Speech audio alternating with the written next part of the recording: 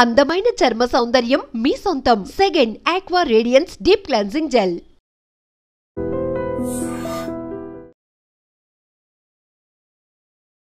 ఎలా ఉంది బ్రో? బాగుందా? హ్యాపీ? అంత గాడ్స్ గ్రేస్, దేవుడిదే, మనదేం లేదు. ఎందుకంటే మనకన్నా టాలెంట్ ఉన్న కొన్ని లక్షల మంది బయట ఉంటారు. మనకు అవకాశం వచ్చిందంటే అది మన గొప్పతనం కాదు, గాడ్స్ గ్రేస్, దేవుడిదే. ఫస్ట్ ఆర్జే ఎందుకు బ్రో చూస్ చేసుకున్నావు వైజాగ్లో? అది ఆర్జే కూడా నా లైఫ్లో అన్ని యాక్సిడెంట్గా జరిగేవే. ఏది నేను చూస్ చేసుకోలే. ఇండస్ట్రీకి అందరూ ఎందుకు వస్తారంటే ప్యాషన్తో వస్తారు. చిన్నప్పటి నుంచి ఆర్టిస్ట్ అవ్వాలి కోరుకుతుంటాను. నేను అసలు ఆ ప్యాషన్తోనే రాలేదు. అసలు నాకు అసలు ఆర్టిస్ట్ అవ్వాలన్న ఆలోచన ఎప్పుడూ లేదు. ఇప్పుడు కూడా అయ్యానని అనుకోవట్లేదు. అయితే వైజాగ్లో ఇలాగే ఒక సెలూన్ షాప్కి వెళ్తే కుర్రోడు చూశాడు నన్ను. భయ్యా నువ్వు మిమిక్రీ చేస్తుంటావు కదా అన్నాడు. ఆ అబ్బాయే తీసుకుని వెళ్ళి ఆర్జే విశాఖ ఎఫ్ఎం, అప్పుడు వైజాగ్లో కొత్తగా రావడం 2000, అప్పుడు అక్కడ తీసుకెళ్ళడం, అక్కడ సెలెక్ట్ అవ్వడం, ఆర్జేగా చేయడం, అలాగే జరిగిపోయింది. తర్వాత హైదరాబాద్ కొన్ని ఫ్యామిలీ సిచ్యువేషన్స్తో పేరు తెచ్చుకోవాలి, ఏం చేయాలి, ఎటు వెళ్ళాలో తెలియలేదు. సినిమాల్లో ట్రై చేద్దాం అని చెప్పి వచ్చేయడమే. అర్థమైందా? ఫేమ్ కోసం రావడం, అదే ఏదో ఒకటి మనం సాధించాలని చెప్పి తెలుసు కదా, అందరికీ ఒకటే గోల్ ఉంటుంది, ఏదో విధంగా సక్సెస్ అవ్వాలి. అది ఈ రూపంలో అయింది.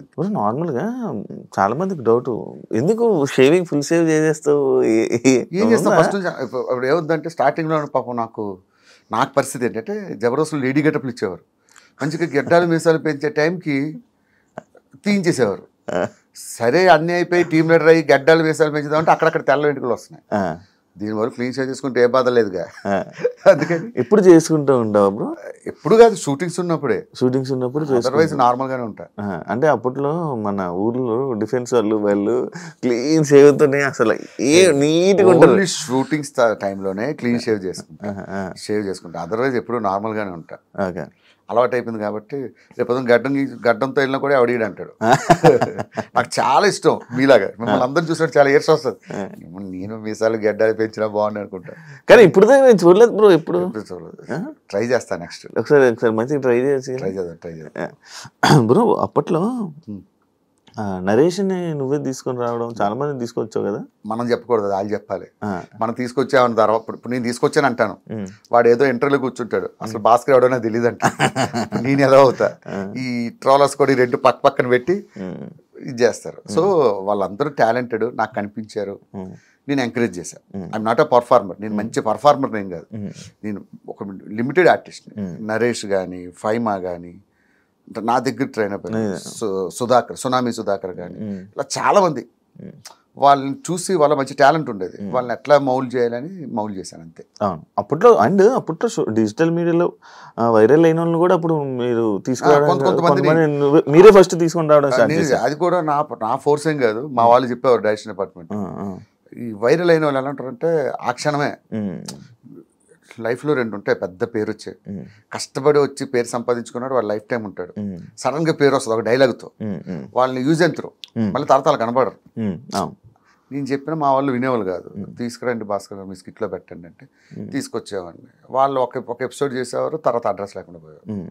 అవును, అంటే యాక్చువల్లీ బేసిక్గా అది రీజన్ అడగడానికి ఏంటంటే, నరేష్ అసలు కనిపించట్లే. అంటే అది ఎందువల్ల అంటే ఏమైనా అంటే గర్వం పెరిగా, లేకపోతే అవకాశాలు ఎక్కువ వస్తున్నాయి, ఫేమ్ ఎక్కువ వచ్చేసింది అని చెప్పి ఇదా, ఎందుకు సడన్ గా? యాక్చువల్గా వాడి గురించి ఓపెన్ గా చెప్పాలంటే వాడు చాలా కమర్షియల్. ఎంత కమర్షియల్ అంటే, అరే నరేష్ మా తాత చచ్చిపోయాడు రారా అంటే, అన్న పెట్రోల్ డబ్బులు ఒక 1000 రూపాయలు ఫోన్పే చేయన్న ఫస్ట్ అంటాడు. సొంత మా తాత చచ్చిపోయింది. సో వాడి మెంటాలిటీ, వాడి స్టేజ్ అలాంటిది. సో వాడిని అనడానికి ఏం లేదు. వాడు చాలా జాగ్రత్త పరుడు, వాడిని చూసి చాలా నేర్చుకోవాలి మనలాంటి వాళ్ళు.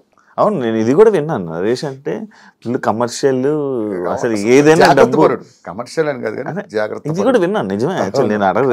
నేను చెప్తున్నాను కదా, సొంత మా తాత చచ్చిపోయాడు రారా అన్నా కూడా పెట్రోల్ డబ్బులు ఎడతాడు. మా ఇంటికి భోజనం రమ్మంటే ఒక 500 ఫోన్ పే చేసి మనం పెట్రోల్ కొట్టించి మనం భోజనం పెట్టాలి. వాడు అంత స్ట్రిక్ట్ ఉంటాడు. అండ్ ఇంకోటి, నేను ఇది రీజన్ ఒకటి ఉంది బ్రో, వీళ్ళందరినీ తీసుకురావడం ఇది అంటే, ఇలా వీళ్ళందరినీ తీసుకొని రావడం, జబర్దస్త్కి ఇలా తీసుకొని రావడం వల్లనే జబర్దస్త్ కొంచెం అలా దిగింది అని అంటే యాక్సెప్ట్ చేస్తావా? లేదు, వీళ్ళంతా టాలెంటెడ్. నరేష్ గానీ, ఈ నరేష్ అనేది కదా అప్పట్లో సోషల్ మీడియాలో వైరల్ అయిన ఒక్కొక్కరిని. నా టీంలో ఎప్పుడు నేను అంత ఎంకరేజ్ చేయలేదు ఎవరిని. ఒక 2-3 డైరెక్టర్ ఫోర్స్ వాళ్ళు తీసుకొచ్చి పెట్టాను తప్ప, వాళ్ళని తీసుకురావడం వల్ల జబర్దస్త్ డౌన్ అయిందంటే ఇప్పుడు సక్సెస్ అనేది ఎవరి చేతిలో ఉంటుంది, టీమ్ లీడర్ చేతిలో ఉంటుంది. వాడి స్కిట్ బాగా చేయలేక ఆడవాడి మీద తోసేయడం కరెక్ట్ కాదని నా ఫీలింగ్. వాడి వల్ల పోయింది అట్లా ఇప్పుడు అనుకోరు. సక్సెస్ వచ్చినా ఫెయిల్యూర్ వచ్చినా అది ఈక్వల్ గా ఫేస్ చేయాల్సింది టీమ్ లీడర్. ఎందుకు బ్రో సోషల్ మీడియాకి దూరం ఉంటాం నార్మల్ గా? ఇన్స్టాగ్రామ్, సోషల్ మీడియా అసలు యూట్యూబ్ అంటే ఇప్పుడు వరకు యూట్యూబ్ అని కానీ ఇది కానీ చెప్తా శివ ఫ్రాంక్ గా, సోషల్ మీడియాలోకి వెళ్ళడం ఏంటంటే బట్టలు ఇప్పి రోడ్డు మీదకి రావడం లాంటిది. నిజంగా నువ్వు బట్టలు ఎక్కడ చేంజ్ చేసుకోవాలి, బెడ్రూమ్ లో చేంజ్ చేసుకోవాలి. రోడ్డు మీద చేంజ్ చేసుకుంటే ఏమవుతుంది, ప్రతి వాడు అడుగుతాడు నేను. అర్థమైందా? ప్రతి వాడు క్వశ్చన్ చేస్తాడు. అలా బయటకు రావడం ఎందుకు, ఒకటి అనిపించుకోవడం ఎందుకు? ఇప్పుడు ఒకడు ఉంటాడు, వాడు వాళ్ళ ఆవిడతో కలిపి ఏదో చేస్తాడు. ఈరోజు మా ఆవిడ ఏముంటుందో తెలుసా చూడండి అంటే కింద వాడు కామెంట్ పెడతాడు, అన్న మీ ఆవిడ నడుము మీద పుట్టి మంచి బాగుందన్న అంటాడు. అవసరమా? అంటే అందరూ పాజిటివ్గా పెడతారని కదా, ఎవడో ఒకడు ఉంటారు.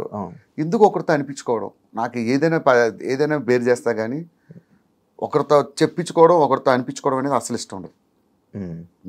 అంటే ఆ సోర్స్ వేరే వాడికి ఇవ్వడం ఎందుకని. వన్స్ సోషల్ మీడియాలోకి వస్తే ప్రతి ఒక్కరు మన గురించి మాట్లాడతాం. ఎందుకు వాళ్ళతో మాట్లాడించుకోవడం? డబ్బులు ఉన్నా లేకపోయినా పర్లేదు, తినడానికి ఉండడానికి ఉంటే చాలు. అందుకే సోషల్ మీడియా చాలా మంది అంటారు యూట్యూబ్ ఛానల్ పెట్టుకోండి, బుల్లెట్ భాస్కర్ ఛానల్. వద్దు అలాంటి అసలు వాటి జోలికే పోను. అంటే జబర్దస్త్ ఒక సెక్టర్ ఆఫ్ పీపుల్ చూడడం మానేశారు. అసలు జబర్దస్త్ అయిపోయిందా టైం అయిపోయిందా అని చెప్పి మానేయడం జరిగింది. దాన్ని యాక్సెప్ట్ చేస్తావా? ఎందుకు రీజన్? 100% ఎవరైనా యాక్సెప్ట్ చేస్తారు, నేనే కాదు. అది మనం జబర్దస్త్ పని అయిపోలేదు, ఇది అయిపోయినా గొప్పగా చెప్పగలరు. జబర్దస్త్కి ఇప్పటికీ మంచి ఫ్యాన్ బేస్ ఉంది. కాకపోతే సమ్ సెక్టర్ ఆఫ్ నువ్వు చెప్పినట్టు సమ్ ఏజింగ్ పీపుల్ కొంతమంది దూరం అయ్యారనే సంగతి కరెక్టే. అది ఇప్పుడు ఏంది శివ, ఇప్పుడు వచ్చి ఎన్ని సంవత్సరాలు అవుతుంది? 12 years. 12 years నాన్ స్టాప్గా సక్సెస్ అవడమే ఒక గ్రేట్. నాకు తెలిసి ప్రపంచం మొత్తం మీద నాన్ స్టాప్గా 12 years కంటిన్యూగా రన్ అయిన షో ఒక్కటి చూపించు, ఎనీ వరల్డ్ ఎనీ ఛానల్, ఒక జబర్దస్త్ మాత్రమే. సో ఆటోమేటిక్గా డౌన్ఫాల్ అనేది దేనికైనా ఉంటుంది. కాకపోతే దీనికి 12 years తర్వాత కొంచెం వచ్చినందుకు మనం ఆనందించాలి. ఆర్పీ గురించి ఏం చెప్తావు బ్రో? మనకు వేరే వాళ్ళ విషయాలు. ఇప్పుడు నా సిస్టమ్ ఎలా ఉంటుందంటే, నేను ఒకటి గురించి మాట్లాడను, నా గురించి ఎవరైనా మాట్లాడితే చాలా దారుణంగా ఉంటుంది పరిస్థితి. అందుకని ఎవరి అభిప్రాయం వాళ్ళది, ప్రతి ఒక్కరిని గౌరవించాలి. ఇప్పుడు చంటి అన్న ఉన్నాడు, చంటి ఒకలా మాట్లాడతాడు, అది ఆయన అభిప్రాయం, నా అభిప్రాయం నాది. సో అసలు వేరే వాళ్ళ గురించి మనం మాట్లాడాలి. జబర్దస్త్ స్టార్టింగ్ అప్పటి నుంచి అంటే ఎప్పుడైతే మీరు ఉన్నారో స్టిల్ జబర్దస్త్లో ఉండిపోయారు. అవును, ఉన్న ఏకైక వ్యక్తి మీరే. నేనే. అంటే ఏంటి బయటికి వస్తే మళ్ళీ కష్టమనా లేకపోతే ఏంటా అనేది? నాకు అంటే ఎగ్జాంపుల్ చెప్తా. లైఫ్లో నువ్వు ఎన్ని స్ట్రగుల్స్ పడ్డావో నాతో పాటు నాకు తెలుసు. నీకు ఒక షో ద్వారా మంచి పేరు వచ్చింది, ఆ షోని ఎప్పుడైనా జీవితంలో మర్చిపోతావా?